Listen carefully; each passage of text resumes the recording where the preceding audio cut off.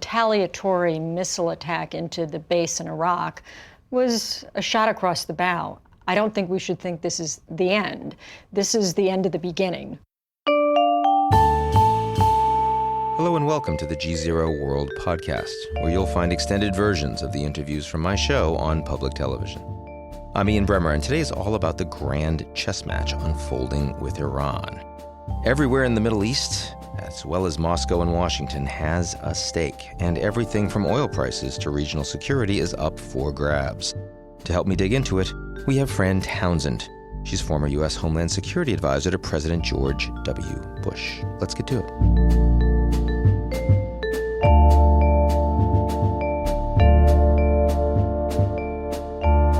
The GZERO World Podcast is brought to you by our founding sponsor, First Republic.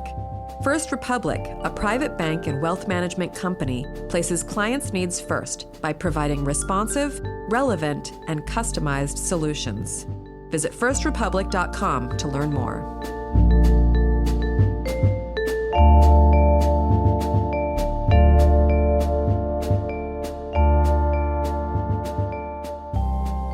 Fran Townsend, great to be with you. Yeah, it's great to be here. So, war with Iran, how's it going? Well, the good news is we're not at war with Iran, right? That was not clear right after the Soleimani was killed. I think now we're in a position to say we're living through a de-escalation. But I think we need to understand, Ian, as you know well, this was, I think, the first round. And I think we ought to understand that this is the first round with the Iranians. The retaliatory missile attack into the base in Iraq was a shot across the bow. I don't think we should think this is the end. This is the end of the beginning, but that's all that is.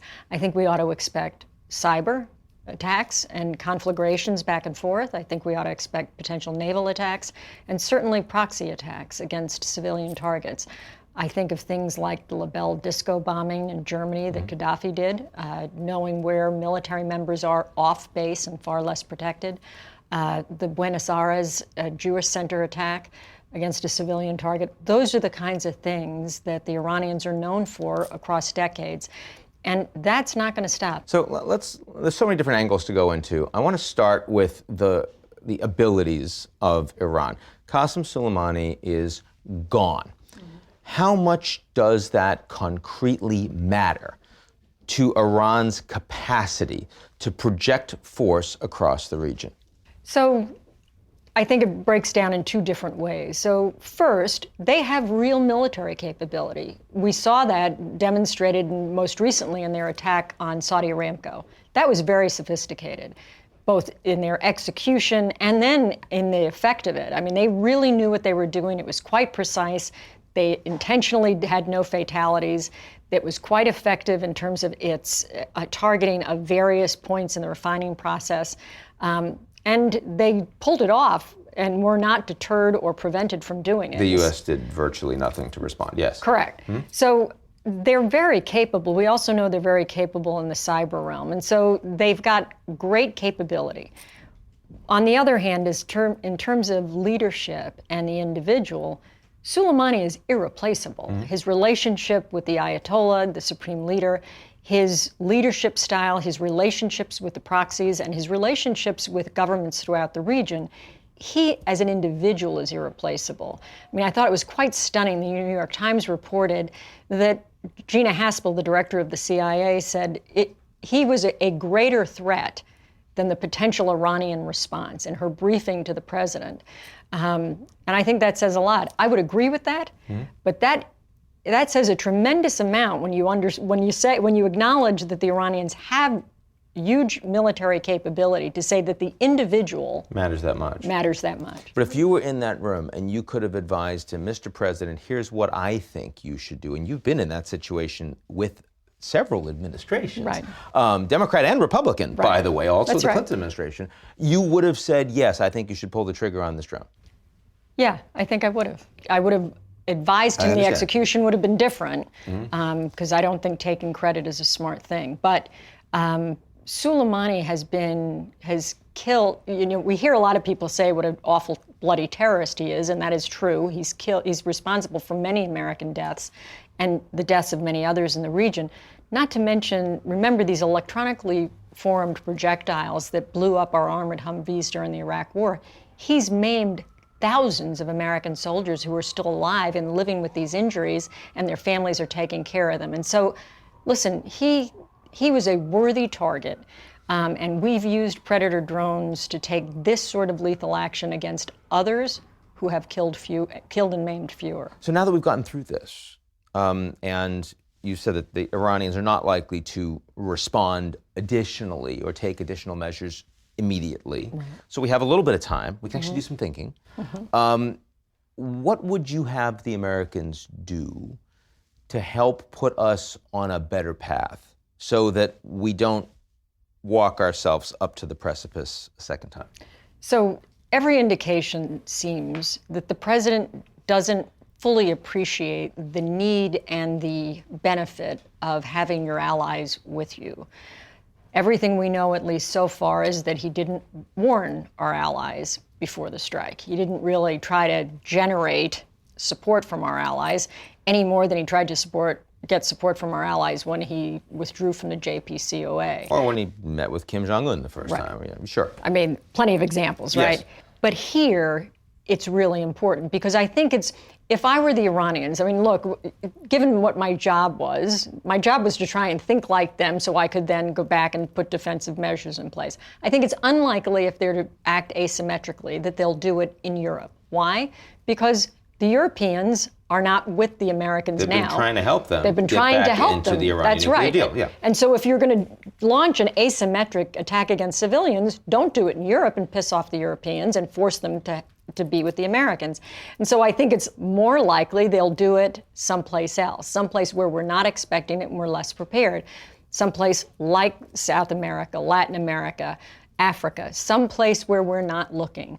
I do think that we have to look at protecting not only American bases and diplomatic installations, but that next ring around and outside where our diplomats and soldiers go to relax and when they're going off base, because those soft targets are the most difficult to protect. And once we get a little bit of distance, what we know is people will begin to let down their guard. I do think in order to protect those soft targets in places we don't control, you need your allies, and you need your allies to work with you and the intelligence services. Now, the Iranians inadvertently shot down a civilian airliner in Iranian airspace. Canadian Prime Minister Trudeau demanding access, an investigation. This new information reinforces the need for a thorough investigation. A lot of Iranians on that plane. They're not with us today. There's been a lot of demonstrations inside Iran over the past year. They've been suppressed. They haven't led to much. Do you think the Trump administration should be trying to play with domestic politics inside Iran? Is that fair game for the American president? Is it intelligent game? Well, I think the answers are different to those two questions. Is it fair game? Sure it is. I mean, that's part of kind of the disinformation, the propaganda game. Our enemies, our adversaries play the game, and it is fair game. I don't know that I think it's a smart game because we're not very good at it, frankly. If I was advising the White House, I would be saying to them, you've got the intelligence, you've made it what you know in terms of the intelligence and the signals, imagery, intelligence, put it out there. Let them have to deal with the facts. Let them say that the facts are mere propaganda, but let them deal with it. Let the Canadians who have a stake in this deal with the Iranians. But I wouldn't do more than that. There's something almost unseemly for me, and that's a personal view, to do more than that and taking advantage of the tragedy. Let's move a little bit to neighboring Iraq. So much going on with that right now. I first have to just ask you from an operational perspective, when you saw that draft letter, as they called it, from the Pentagon saying we're pulling troops out, respecting Iraqi sovereignty, draft letter including on letterhead an Arabic translation, separate letter, How could this have happened? Yeah, Help me out, Fran. I'm mystified. I can't help you here. I will tell you, I mean, it's the sort of thing, you knew it was a non-binding vote by the Iraqi parliament. Right. And you know, somebody had to say, well, thank God for that, right? That at least gives us time to try and work with the Iraqi administration. I cannot imagine. But, you know, it was part and parcel of the immediate post-killing of Soleimani kind of press game. Was it self-defense or was it under the AUMF? Between the Pentagon and the State Department, they weren't saying the same thing. Authorization for the use of military force that the Congress had given, but does not provide powers for the president to attack anything. Yeah. Right. So, I mean, between Secretary Pompeo and the Pentagon, they were giving different justifications for the Soleimani attack. And then this happened. Typically, when you go into this sort of an operation, I mean, this is the most significant sort of military operation against Iran in the last 30 years. You would think that you would have a post-operation plan, you know, a next phase plan about how you were going to roll out what happened, how you were going to deal with the press, how you were going to deal with Congress, the notifications. I mean, normally there's a whole plan related to this, and clearly there wasn't. And as a result of that, these sorts of mistakes happen. It's just incredible to me. The Pentagon, of all the agencies, the Pentagon is usually more tightly wrapped than that. This was really extraordinary. Okay, and I don't want you to think about this. Just answer immediately. Yes or no, within 12 months, are American troops still in Iraq? Yes, they're still in Iraq. And they're still in Iraq because? Well, I think that there'll be a compromise with the Iraqi with the Iraqi administration. I think the Iraqis are going to understand it's not in their interest for there to be a complete withdrawal of American troops. It's not in their security interest, right? Yeah. And so while I think there may be a drawdown in numbers, I don't think you'll see a complete withdrawal of American troops. Despite the strong demonstrations that you've had, the vote overwhelmingly from the Shia in the Iraqi parliament, and the statement made by the caretaker prime minister, you think they'll back away from that? I think what you need, look, one would hope, frankly, in this instance, that the attention span of the Iraqi parliament and the Iraqi people is not unlike the American people. We tend to move on, right? As mad as we get about something, it tends to happen that daily events push us beyond sort of the immediate anger. Is Iran's top interest in all of their responses to Soleimani being killed to get the Americans out of Iraq? Absolutely. Should we keep the troops there? Do we want to keep the troops there? I mean, Trump, a few months ago, you'd think it looked like he wanted to pull the troops out of the whole region. He says it a lot. Now, of course, that the Iranians say they want us out, now we want to stay in. But what should our perspective be? I would have hoped, personally, that by now we would have had enough confidence in our Iraqi partner to be able to get further along in terms of a drawdown. I don't have that confidence. Part of that is not a reflection on the Iraqis. It was a reflection on the rise of ISIS. And they really did need us in terms of the fight against ISIS. That was a success. But given that success, I don't think now is the time to do a complete withdrawal. And so I think there will be a time. But look, we've kept troops in Europe and troops in the DMZ and Korea for decades. And so I don't think we should feel some sort of shame about having a continued presence there. We have a national security interest in making sure that ISIS doesn't come back, Al-Qaeda doesn't come back, given 9/11. And so I think we have real national security interests in seeing the continued sort of safety, security, and stability in the region. Now, I guess I have to ask you, you joined the Bush administration shortly after the invasion of Iraq.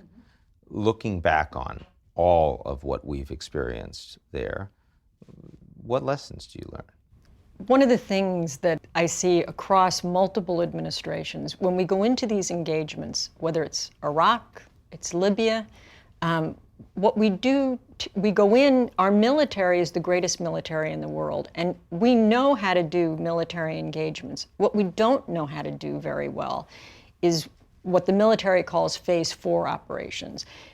We can get it 90% of the way down the field, and then handing it over to a capable, competent new government is where we fall apart. Look what happened in Libya and where they are now. The Obama administration successfully went into this military engagement with NATO, and now we still don't have a stable government in Libya.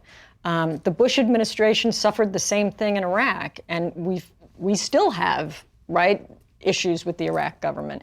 And so I don't think it's particular to one administration or one party. We just have to accept we don't do this very well, and we need to learn the lessons of that and have ourselves build the capability and have the planning for it before we go in. I wonder also, when you talk about the drawdown that you expect of U.S. troops in Iraq, we've also seen a small drawdown of U.S. troops in Syria. Our ability to continue to fight terrorism on the ground, which is the principal stated mission of these troops right now, how much are you concerned about that? Well, I'm tremendously concerned because you can draw down an American presence if you can rely on your local partner, namely the Kurds. And given what we allowed to happen in terms of the Turks coming in and slaughtering the Kurds, I worry tremendously about the counterterrorism mission in Syria. Between our drawdown and our walking away from the Kurds, I think that we're very vulnerable to the reestablishment, the re-rise of ISIS and al-Qaeda forces there. And when Trump says, hey, I mean, if there's reestablishment, it's a problem in the region, it's a problem for the Europeans, it's less of a problem for the United States. You don't buy that? Well, I would remind him that it's about a 6-hour flight from Western Europe into the United States. Now, another tough question. 2016, you were one of 122 foreign policy and national security high-level officials, former officials, that wrote a letter saying that you opposed President Trump as president. He was not fit to be president as a Republican administration official. 3-4 years later, how are you feeling about that? Look, I wrote that letter because that was my belief.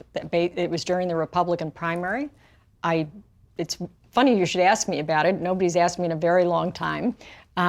Elections are coming up, so they'll start asking you again. Yeah, no. I used it as a teaching moment with my kids, and I said to them, I actually was a career public servant, so it's worth understanding. I went into the Bush administration in the White House. I was a career person. I've never been a political person. And I was asked what my view was during the Republican primary, having never been involved in politics. I took a position because that was my honest belief, and I said what I thought. When he became the nominee, I went quiet because I don't do politics. But I don't regret having given my point of view. So 2020, if another letter circulates, you signing it? We'll see who the nominee is. We'll see. We'll see. I assume that the president, right, is going to be the Republican nominee. I'm assuming that. Right, yeah. And I'd like to see who the Democratic nominee is and what I think. That's fair enough. Fran Townsend, thank you very much. Thanks for having me. That's it for the podcast this week. We'll be back in your feed next week. Check out full episodes of GZERO World on public television or at gzeromedia.com.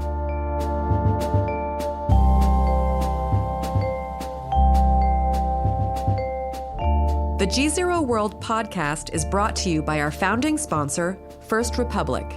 First Republic, a private bank and wealth management company, places clients' needs first by providing responsive, relevant, and customized solutions. Visit firstrepublic.com to learn more.